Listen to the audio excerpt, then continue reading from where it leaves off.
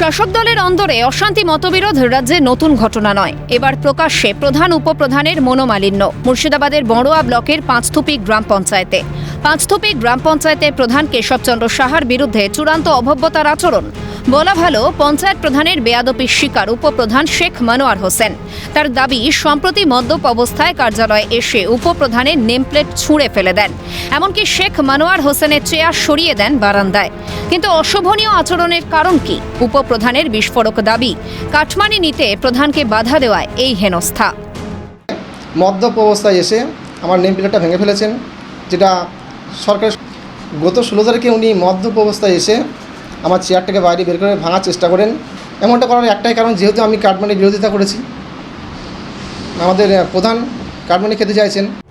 পাঁচথুপি গ্রাম পঞ্চায়েতের প্রধান কেশবচন্দ্র সাহার এই আচরণকে সমর্থন করলেন না পঞ্চায়েত সদস্য নান্টু ঘোষ।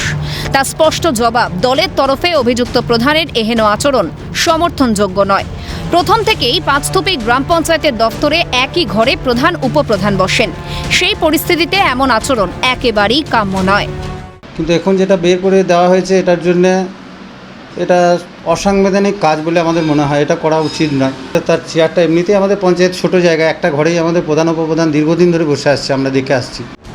তবে এই ঘটনা পাঁচথুপি গ্রাম পঞ্চায়েতে নতুন নয়। এর আগেও প্রধানের এমন আচরণের সম্মুখীন হয়েছিলেন উপপ্রধান, যার সাক্ষী পঞ্চায়েতের অন্যান্য সদস্য ও কর্মীরা।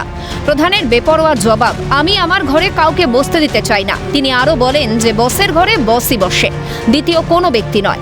যেমন দিদির ঘরে দিদিই বসেন, তেমন আমার ঘরে শুধু আমিই বসি। গোষ্ঠী কোন্দলের জেরে এই বিরোধ এক বাক্যে স্বীকার করলেন কংগ্রেসের পঞ্চায়েত সদস্য মুজিবুর রহমান। আমার ঘরে অন্য কোনো ব্যক্তি আমার অবর্তমানে বসবে, সেটা আমরা চাইছি না। আর বসের ঘরে বসই বসবে, বিডিওর ঘরে বিডিও যেমন বসে, তেমনি বসের ঘরে বসই বসবে।